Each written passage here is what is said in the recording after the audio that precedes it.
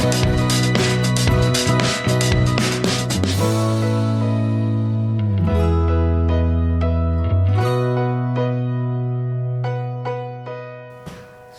warahmatullahi wabarakatuh.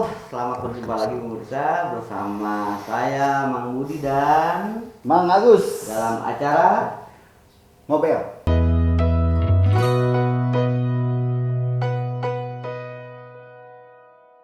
Ngobrol berita. Siap. Berita-berita terhangat, berita-berita terkini dan terviral. Oke, siap. Keren Mang. Oke. Hari ini kita kedatangan tamu lagi Mang. Ya. Beliau ini seorang dosen. Ya. Dosen Maruk Mang. Apa itu? Tahu nggak Maruk? Maruk itu dalam artian bukan rakus ya. Kalau rakus ini kerjaannya banyak. Atau suhu. Hah? Suhu. Di berbagai di berbagai kampus gitu ya. terkenal di kota Bandung nih, ya. Di Widyatama, di ISB. Ya. Di mana lagi Bang? Di Telkom, Di Telkom, di Unpas, di Unpas, di UIN. di UIN. Kayaknya sih. Kemarin ada tawaran dari universitas, salah satu mahasiswa universitas. Saya bilang, wah kayaknya nggak pegang Bu, atau nanti aja Bu nunggu saya dikeluarkan dulu. Tapi sampai sekarang belum keluar kan saya. Siapa dulu sosoknya siapa? Inilah Bang Dul. Ya, nama aslinya kita nanti kasih di title, tapi karena sudah terbiasa kita panggil Bang Dul. Gitu ya, Bang Dul. Selamat datang Bang di Iya. Ini Bang. Terima kasih ya. Bang. Bang Dul ini dosen apa sih Bang? Saya sebenarnya dosennya dosen kuli film sebenarnya. Aha. Jadi yang kuli film dan TV. Jadi yang berhubungan dengan film dan TV. Oke. Apapun yang berhubungan dengan film dan TV. Satu, saya ngajar artistik, saya ngajar program penyutradaraan, program TV, saya ngajar artistik, saya ngajar lighting, saya ngajar juga program TV untuk TV yang konsepnya Islami dan yang berhubungan dengan konsep film dan TV ini gitu. Skenario karena gitu. Bener kan? Saya bilang Maruk. Kemaruk beliau nih. Tempat ngajarnya Kemaruk, iya kan? Ilmu pengajarannya juga Kemaruk. Tapi lihat ini abang ini lebih terkenal dengan sutradara kali ya? Sutradara, pernah jadi sutradara gitu. Kalau sutradara ya mungkin bolehlah. Gitu. Oke Bang, ada pertanyaan nih Bang yang menggelitik tentang dunia ini sebenarnya sudah mulai bergeliat ya dunia film kita ya. Boleh katakan begitulah, bergeliat dalam arti sudah sekarang tuh banyak sutradara muda yang tampil yang bisa menghasilkan karya, ya kan? Ya kita nggak usah sebut nama, pemirsa lebih pintar. Ya. Nah, menyikapi hal seperti itu dari kacamata abang sebagai praktisi, praktisi dunia sinias gimana? Kalau saya melihat begini loh, kalau tentang anak muda yang menjadi seorang sutradara, secara karya bagus luar biasa lah, secara ide bagus dan luar biasa, secara konsep dan segala macam luar biasa. Ada satu yang tidak dimiliki sama anak muda sekarang, Apa tuh Bang? yaitu estetika. Jadi dia tahu estetika sinematografi ini ya, dia tahu tentang bagaimana membuat sebuah karya. Tapi ketika dia membuat karya, dia lupa dengan esensi dari sebuah konsep dari sinema atau film. Satu aja, garis imajiner. Garis imajiner itu kan adalah satu garis yang bisa membatasi antara seseorang dengan seseorang. Betul. Dialog. Jadi ketika dia lari ke sini, gitu, maka dia akan dialognya seperti ini. Betul. Gitu kan. Nah, itu sering saya lihat di TV, di karya-karya film anak-anak muda gitu. Kenapa? Jadi sepertinya karya itu tidak menjadi realistis gitu. Nggak realis. Dalam kehidupan sehari-hari kita kan ngobrol seperti ini ya. Betul. Kamu mana? Kamu mana? Tiba-tiba saya jawab, saya mau ke sana, jawabnya gitu. Kalau di editing seperti itu yang tidak dimiliki. Nah, untuk jam terbang mengetahui, memahami tentang garis imajiner itu memang butuh jam terbang. Betul. Untuk pertama kali garap mungkin seperti itu. Tapi nanti kalau udah 5-4 kali garapan mereka akan paham. Oh, esensi visual itu seperti ini. Betul. Ya, jadi banyak memang Jadi banyak dalam artian boleh dikatakan sutradara kita itu atau sinias-sinias yang itu menghasilkan karya baik, tapi esensi dari Sinematografi. gambarnya itu sendiri ya. Iya. Kurang. Bener.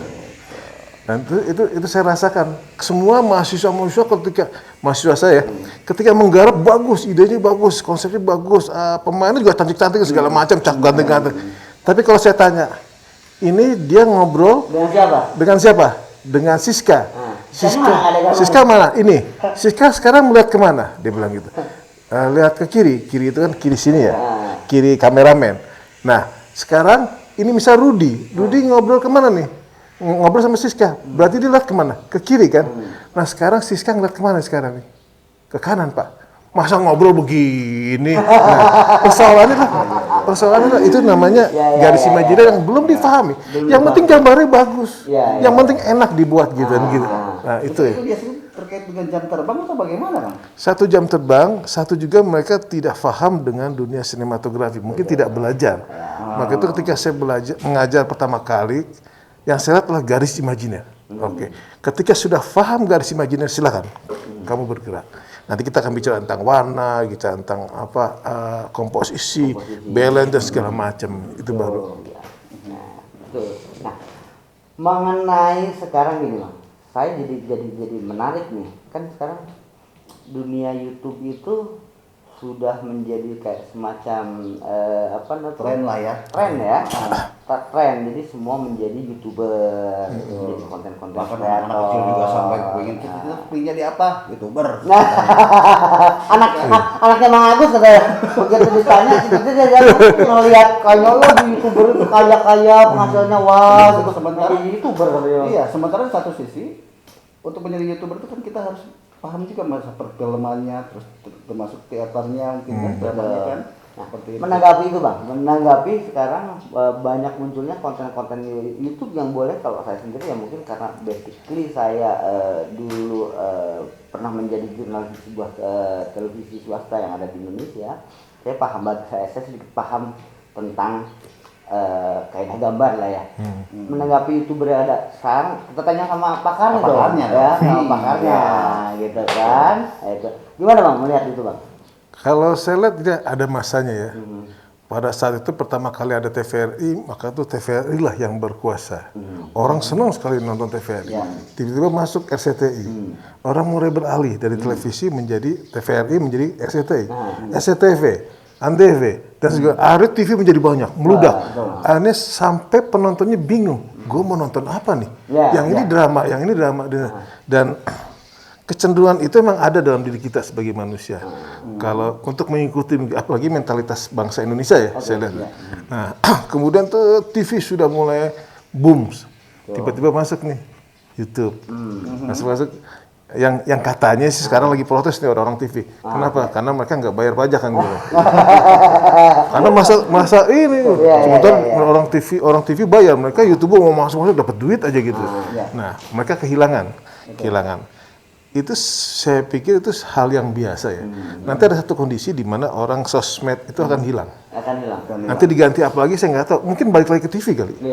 Karena kalau di luar negeri sendiri ya, di luar di negara-negara yang maju itu orang tidak, yang nonton TV adalah satu pengangguran. Yang nonton TV itu orang yang sudah tidak punya kehidupan. Jadi tapi politik, apa orang menonton politik? Orang menonton. Ya, jadi intinya gini lah. TV itu sudah tidak lihat.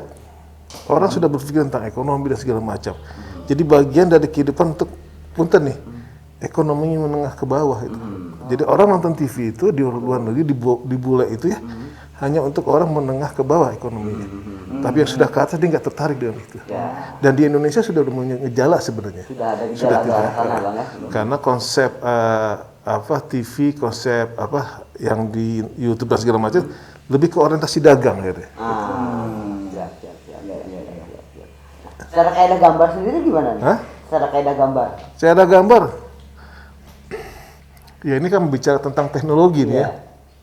Jadi sebenarnya gini, kalau gambar saya lihat, ini kita menonton apa? Saya bingung di YouTube itu saya menonton apa nih? Menonton tentang yang taksi online, tentang yang apa lagi, tentang drama, tentang yang asal ada gambar dan segala macam. Kan intinya yang dikejar bukan gambar sebenarnya. Yang dikejar adalah bagaimana program itu bisa membuat orang tertarik gitu aja. Kan gitu. Jadi boleh dikatakan, saya potong sedikit, kalau di YouTube itu sudah bohong atau dalam artian bullshit lah berbicara soal tadi Bang ya, kaidah gambar, gitu ya. Yang penting bagaimana bisa menjual. Oke. Tapi menurut saya sih alangkah lebih manis dan ciamiknya kalau memang para konten kreator itu berbicara masalah gambar yang indah, komposisi, warna, apa ya. Kalau ada cerita komposisi kaidah-kaidah narasi yang baik dan benar juga gitu kan, jangan ngobrol soal bully mulu, prank mulu. Dengan perkembangan fenomena ini, maksudnya di satu sisi industri film ya melalui wadah televisi, itu di satu sisi perkembangan YouTube ya. Apakah itu berpengaruh terhadap SDM yang ada di perfilman? Pengaruhnya itu seperti apa gitu? Enggak, saya justru apakah justru membuka ini justru mendorong kreativitas anak-anak muda? Membuka Membuka kreatif. Jadi kalau TV ya saya sebutkan nama TV Apa? Nggak enak. TV itu kan ada aturan-aturannya. Betul. Sementara jadi nggak boleh kontennya seperti ini, nggak boleh seperti ini, dan gambarnya harus seperti ini. Tapi kalau dan pakai biaya yang banyak besar gitu. Tapi kalau kita bikin YouTube hanya modal HP aja bisa jadi sebuah program YouTube gitu. Dan semua orang bisa untuk berkreatif membuat sebuah program YouTube gitu. Jadi saya pikir dengan adanya program-program yang masuk sosmed ini ya, itu menciptakan lagi pekerjaan kepada orang-orang lulusan dari film dan TV. Itu yang mau saya tanyakan. Tadinya itu yang mau saya tanyakan, tapi sudah dijawab. Tapi nggak apa-apa, biar Bang Budi bisa memberikan pendalaman. Kan gini Bang, ya orang sarjana pertanian yang ada lapangan pekerjaan di bidang pertanian, oke? Orang sarjana mesin di bidang mesin. Nah, orang sarjana yang lulusan dari sekarang Bang Abdul mengajar ini film gitu, TV ya? di bagian sineas. Nah, mungkin dengan adanya YouTube itu atau mungkin adanya ini para sineas-sineas lulusan itu bisa mengeksplor kemampuannya di bidang itu. Gitu ya Bang? Atau ada tambahan? Satu sisi misalnya jurusan program TV dan film gitu. Berarti TV sudah mulai ditinggalkan nih. Ya. Karena apa? Covid salah satu mungkin karena pengaruh Covid. Jadi nggak boleh berkerumunan, nggak boleh melakukan aktivitas yang membawa orang-orang banyak sekali gitu ya. Nah, dengan adanya program-program sosmednya di program-program YouTube dan segala macam, itu bisa bikin komunitas-komunitas kecil gitu. Kemudian tinggal tayang aja. Subscribe. Wah, gue 1 juta. Ada program-program yang justru baru seminggu karena programnya menarik dan menguntungkan. Yang membuatnya bukan orang TV. Tapi yang membuatnya biasa orang yang paham dengan film dan TV mungkin ya. Ini subscribe itu menjadi 1 jutaan dia dalam waktu beberapa hari karena programnya menarik. Dan memang yang dijual harus jadi nanti ke depan kita ini harus berkolaborasi ya dengan Bang Dul, dengan mahasiswa lain dulu untuk mengisi konten sinematografi di kita Bang. Bisa ya? Iya. Ini ladang untuk menciptakan pekerjaan. Nah, jadi lulusan kita bisa bijak sama. Nanti bisa ada TV ini. Udah mahasiswa saya setara sana. Kita pelopor ya. Oke. Nanti setelah ini acara kita bikin kerjasama ya. Oke. Bismillah. Satu peluang besar sebetulnya bagi para mahasiswa atau misalkan komunitas untuk membuat sebuah konten yang memang profesional ya. Kalau banyak juga orang-orang yang belum tahu mengenai bagaimana cara yang tadi estetika dan kode etik dan lain sebagainya gitu kan. Mereka yang penting asal konten jadi tidak begitu juga mungkin ya Bang. Ya gini. Bukan saya sok bijak ya, tapi kan seperti di deskripsi Mang Budi itu sebagai seorang yang sok bijak, sok pintar gitu. Jadi gini Mang, ya kita ini negara yang memang dalam artian menuju taraf negara akan lebih maju, sudah dianggap negara maju, tapi Boya untuk tontonan-tontonan itu kita berikan juga loh tontonan yang memang punya ada nilai edukasinya. Nah, tuh. Nilai estetikanya. Jadi jangan hanya sekedar menjadi sebuah industri yang ya kalau saya boleh bilang nih ya, industri yang kebablasan. Ya. Saya kalau boleh ada satu konten yang saya tidak perlu sebutkan, silahkan dicari saja ya. Mancing yang bukan nilai mancing yang dia jual, tapi keseronokan. Itu kan apalah gitu loh. Ya, Sah memang boleh, silakan. Tapi akhirnya kemarin kebetulan Bang di kami ini ada ya, saya pun penggemar mancing gitu. Waduh, jangan sampai bini gue nonton nih acara itu. Kalau bini gue nonton nanti, oh jadi gitu Pak ya, mancing itu bukan mancing ikan, mancing kayak gitu. Jadi saya berharap para konten kreator itu memberikan, jangan hanya mencari viewer banyak, subscriber banyak, tapi kemudian nilai-nilai di sananya juga hilang. Nah, betul. Gimana tuh Bang kalau melihat kadang konten-konten yang seperti itu, Bang? Aduh, ini masalahnya sebenarnya kita hidup di sebuah negara yang bagaimana sebenarnya. Betul. Negara kita bilangnya negara Pancasila ya. Jadi Pancasila. Jadi harus pakai aturan-aturan Pancasilais. Wah, pokoknya gimana lah. Nah, memang di konten-konten di YouTube ini yang baru ditutup itu konten-konten pornografi kayaknya konsepnya. Kadang teman saya, mahasiswa saya nanya, Pak, sekarang konten-konten ini, konten-konten jorok susah dicari. Konten jorok itu maksudnya film-film itu Pak yang oh gitu, susah. Iya Pak, banyak di close. Nah, itu saya suka tuh dengan konsep pemerintah seperti itu. Nah, sekarang mulai semarak nih. Yang kita lihat adalah konten-konten yang sebenarnya lebih cenderung hanya menghibur. Menghibur, menyenangkan, dan hanya kalau kelasnya itu tidak kelas intelektual berarti. Kalau ya karena mungkin kalau dari segi pendidikan tidak intelektual, justru menengah ke bawah itu. Nah, ini akan terasa bahwa sebenarnya kekuatan pemerintah lah yang di negara ini bagaimana mengatur tontonan di YouTuber, di TV, di sosmed, dimanapun, itu kekuatan dari tangan pemerintah. Tapi jangan berpihak gitu. Kalau yang perlu ada juga regulasi-regulasi ya. Jangan ini menekankan bahwa Bang Dul pemerintah ayo loh proaktif untuk bereskan lah soal-soal kayak begini. Sehingga kan akhirnya yang awalnya dari sebuah hiburan Bang ya, sebuah hiburan memberikan konten yang untuk mencari subscriber, timbullah perselisihan, adu-aduan, ya jangan gitu juga lah. Kan seperti kita pernah membahas ya, prank berujung pidana. Kayak gitu Bang, banyak konten-konten yang memang justru pertama menyalahi aturan dan termasuk juga menyalahi budaya kita gitu ya, seperti yang prank-prank kayak gitu kan. Selain juga menyalahi budaya, termasuk juga kadang-kadang yang prank itu mencelakai orang Bang. Yang lebih celaka lagi ini program-program hoax. Wah, itu hancur, negara hancur karena program-program itu kayaknya. Itu saya kan nonton, lihat di program sosmed itu. Ini antara kelompok ini dan kelompok ini saling menjatuhkan. Ya, betul. Tapi kalau kita nonton orang yang tidak berpikir, oh benar ya, oh ternyata begini. Itu bahaya. Itu yang akan menghancurkan. Dan saya lihat kondisi sekarang program-program itu yang lagi naik. Jadi ada kelompok ini, sebenarnya saling adu, bahkan yang ya mungkin lebih cenderung antara partai dengan partai, antara akidah dengan akidah, itu yang lebih berat lagi kan itu. Saya lihat seperti itu. Ini negara hancur loh. Ini udah gak bagus ya. Udah gak bagus. Tapi di satu sisi juga pemerintah tidak bisa menutup YouTube ini, kecuali kayak di beberapa negara, misalnya taruhlah Amerika Serikat itu jelas-jelas TikTok dilarang masuk. Selesai. Keren tuh kan?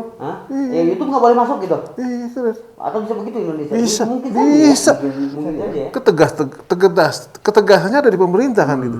Kan ini pemerintah, yang penting ini ada pemasukan buat gua. Di income-nya ada masukan. Itu. Jadi hanya berpikir materi sementara yang saya lihat. Sementara kalau berita hoax, ini menguntungkan buat partai gua. Ini menguntungkan buat pemerintahan gua. Dan saya aduh ya ampun.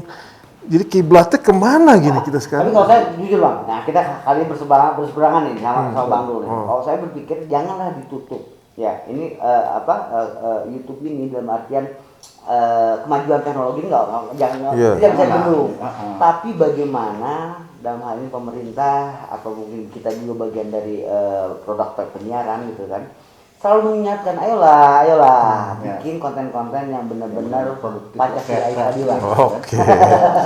Gitu banget, Pancasilais tadi lah. Jangan konten hanya mencari dalam hal ini mencari pundi atau rupiah atau akhirnya industri lah ya. Atau mengadu domba gitu kan. Betul, kaidah-kaidah kita, budaya-budaya timur kita menjadi hilang. Betul. Budaya-budaya agama kita juga hilang, budaya-budaya sosial, kultural kita menjadi hilang, terkikis habis hanya karena sekedar Iya. rupiah. So bijak kan, sesuai dengan deskripsi kan, gue so bijak gitu kan, kadang-kadang. Kalau gila tertentu dia selalu gitu. Terus setuju gak bang? Setuju gak dengan Setuju. sekarang? Tapi persoalannya di mentalitas rakyat juga sih, Ya, kita betul, juga. betul, mentalitas. Satu sisi kita negara-negara kesatuan, negara yang terdiri dari pulau-pulau, daerah-daerah. Satu sisi kalau orang kota nonton film jorok mungkin biasa ya. Maksudnya film jorok bukan dijorokin Iya, bukan. Film yang pakaian-pakaian baju renang gitu. Tapi orang desa nonton film-film itu, dia akan berbeda pola pikirnya. Betul. Nah, pemerataan itu yang sulit dilakukan di Indonesia saya lihat. Maka itu ketika nonton, jadi yang pertama dilakukan oleh pemerintah adalah mempintarkan rakyatnya dulu. Penegasan dulu, mempintarkan. Iya. Penegasan kali itu. Kalau rakyatnya nggak pintar, hobi dia cuman nongkrong terus nonton terus dihadirkan dengan setiap hari diperlihatkan bisa ada perempuan pakai rok mini atau you can see atau apa terlihat kemudian dipublisir dengan ditampilkan lagi di film yang tapi orang kota kan berbeda dengan orang daerah pasti gitu. Kan kalau itu gini lah, kita melihat orang Irian pakai koteka nggak pakai gitu. Tapi buat budaya mereka sendiri nggak ada masalah. Nggak masalah. Ya itu tugas pemerintah. Itu betul. Berat sekali tugasnya. Berat ya. Jadi pemerintahan apa filman itu?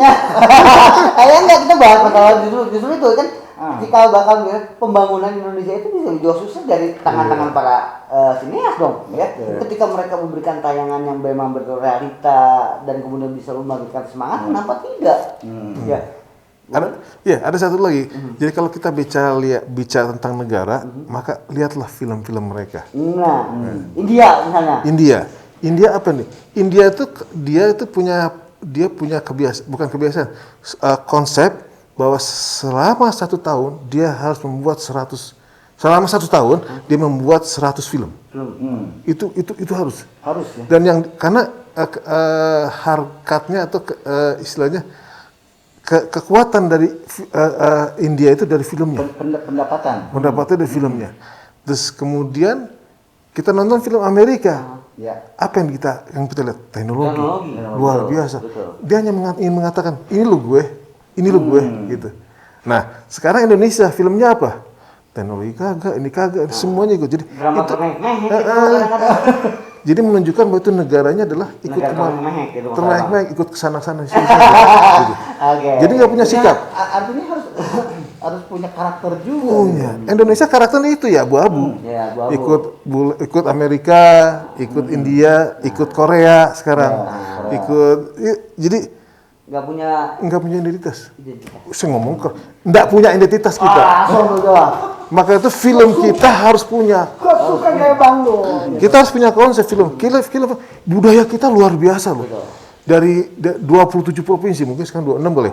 Itu semua kalau satu provinsi itu banyak program-program TV yang bisa diangkat. Betul. Ya. Seperti program-program dokumenter itu. Waduh. Pertanyaan saya bang, saya potong lagi, saya langsung potong nih pertanyaan saya. Kenapa banyak sineas atau ya para sutradara atau para mungkin produser juga yang tidak mengangkat itu budaya. Kalau di India itu mereka sudah terbiasa dengan nyanyinya, tariannya. Ya. Kita banyak 20 berapa dah? Puluhan lah, puluhan budaya ya. Tari tortor, tari jaipong. Kenapa itu dimasukkan ke dalam ya sinema kita gitu loh. Untuk memperkenalkan ini loh Indonesia gitu. Iya, sebenarnya gitu. Ini loh Indonesia. Iya kan? Tapi banyak yang Ya kalau rakyat seperti berpikir 2 orang ini semuanya, maka negara kita akan maju. Atau udah ngerti orang Indonesia suruh pindah semua, kita bertiga ini. Tiga aja, iya. Saya tinggal di Aceh, cuman gitu. garap mampus kan. Aduh. Nah itulah bang, itulah dalam artian ya memang yang saya lihat ya sangat disayangkan ya, dalam artian lulusan sineas tuh akhirnya mohon maaf karena kurangnya kesempatan dalam mengeksplor ya. Nah, makanya dalam hal ini seharusnya ada sebuah lembaga atau dalam ini kementerian ya yang memfasilitasi para lulusan dengan ada misalnya apa namanya tuh film bangsa gitulah apa gimana yang dia harus bikin wajib. Kan kalau di urusan dokter begitu mau ini dia harus magang dulu nih, magang dulu untuk menjadi sebuah dokter yang bisa pengabdian lah. Ya, bisa di sebuah rumah sakit yang diinginkan dia harus ngabdi dulu 2 tahun 3 tahun. Kan nanti untuk perfilman magangnya di sini. Dipindah ya, Bu ya. Oh. Boleh. Ini menjadi bahan. Boleh. Harusnya negara dulu yang mengabdi. Tapi kita dulu ya. Iya. Kita inisiasi lah. Nah, maksudnya gitu. Jadi lulusan dari sinema itu kamu wajib bikin 100 judul film. Iya. Pembiayaan misalnya dari negara misalnya kan. Oh iya, keren itu kan. Betul. Jadi ya tepat guna dan tepat sasaran lulusan. Sebenarnya pemerintah sudah bersikap ya untuk membuat komunitas, untuk membuat festival, untuk membuat apapun yang bisa memfasilitasi lulusan film dan TV. Nah, persoalannya adalah ini dia, mungkin setelah juara atau setelah menang enggak ada yang tertarik. Enggak ada yang tertarik. Yang tertarik itu emang orang yang berpikir tentang film. Tapi untuk orang-orang yang tidak paham dengan film, dia nggak mau buat dia, gitu. Mereka buat aja yang kacang-kacangan, yang astagfirullah, saya ngomong kacang, film yang biasa-biasa aja gitu. Jadi nggak intelek gitu. Ya mungkin berbeda kali antara yang hanya tahu dia belajar ilmu sinematografi dengan otodidak dengan yang belajar dengan pendidikan gitu. Dia akan berbeda. Ya contohnya seperti garis imajiner nggak ada diajarkan di otodidak. Mungkin gitu, bulat pasti bulat kan. Ya, jadi tahu dia. Bulat. Gitu.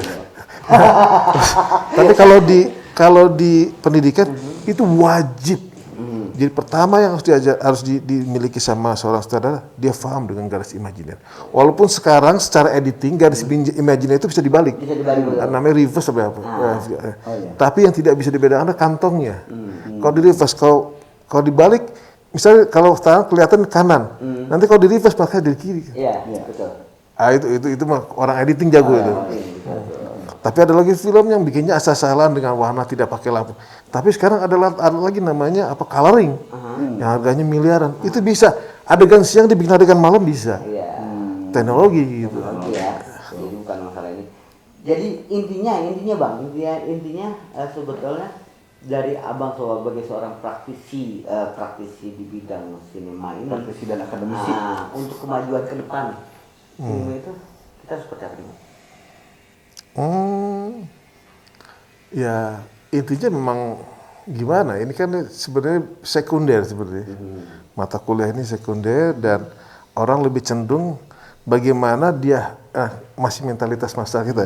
Bagaimana anak ini kuliah, setelah kuliah dia bekerja dan dapat duit kan gitu. Nah, caranya untuk memfasilitasi lulusan dari akademik ini adalah dosennya harus berpikir untuk bagaimana menciptakan pekerjaan. Jadi mereka lulus tidak membawa ijazah. Jadi mereka lulus harus membawa karya, gitu. Nih Pak, karya gua. Gitu. Nah, syaratnya gimana? Dosen itu harus memfokuskan bagaimana anak-anak itu membuat karya. Jadi mereka kuliah membuat biografi mereka. Satu program ini. Udah pernah buat program ini? Kan gini, sekarang ada lulusan film dan TV bawa ijazah, Pak saya mau melamar menjadi bagian film dan TV. Pernah buat apa? Bukan ditanya lulusan dari mana, tapi pernah buat apa? Portofolio itu. Portofolio. Jadi bagaimana kuliah film dan TV itu akan maju kalau masing-masing kampus itu menciptakan pekerjaan buat mahasiswanya, bukan membuat mahasiswanya itu nanti melamar pekerjaan, tapi dia harus menciptakan. Menciptakan. Kalau perlu lulusan film dan TV dia tidak perlu melamar pekerjaan, tapi buat komunitas sendiri. Ya. Dan ini sudah mulai dilakukan sebenarnya sama komunitas-komunitas kecil. Tapi yang paham banget bahwa dunia film dan TV ini bukan dunia pekerjaan yang apa ya, yang dapat gaji dan pulang, gaji pulang, enggak gitu. Tapi ada dunia kreatif. Dunia kreatif tidak seperti itu kan. Kalau lulusan, misalnya lulusan, aduh punten jadi nggak enak, lulusan pertanian mungkin bertani, atau lulusan inilah ekonomi, akuntansi gitu ya, pasti ke bank dan segala macam. Kalau lulusan dari film dan TV ada kreativitas, jual kreativitas. Bagaimana kreativitas dia bisa menghasilkan uang? Itu yang keren. Oke, baiklah pemirsa, secara apa namanya tidak rasa sebetulnya masih banyak yang Pembahasan, tapi karena masalah waktu juga. Sampai malam saya layani kalau ngomong film sih. Nah, tuh kan. Wah. Oke, nanti kita bikin lagi episode lainnya. Enggak, pertama mungkin pelajaran pertama itu garis imajiner ya harus. Nanti ini bisa jadi tutorial untuk pelajaran-pelajaran. Betul. Nanti komposisi apa warna, blocking, seperti apa gitu mungkin. Kita bisa ajak nanti. Estetika visual. Nah, bisa. Tapi intinya begini Bu Mirza. Jadi dalam artian ini apa tuh ada jurusan baru atau mana Mas?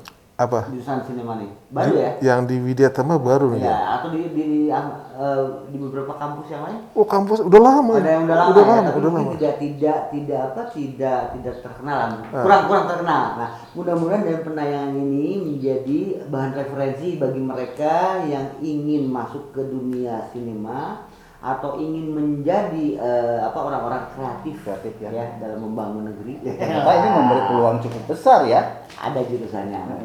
Lebih ininya nanti saya tuliskan di Instagram beliau di mana pemirsa bisa berinteraksi langsung dengan Bang Dul ya. Oleh. Gitu. Oke. Saya lakonin. Ya. Demikianlah obrolan bincang ngobrol kita hari ini. Semoga apa Bang? Semoga Bisa memberikan wawasan dan pengetahuan kepada masyarakat gitu kan. Khususnya tentang perfilman di Indonesia. Maju terus sinematik Indonesia. Oke. Assalamualaikum warahmatullahi wabarakatuh.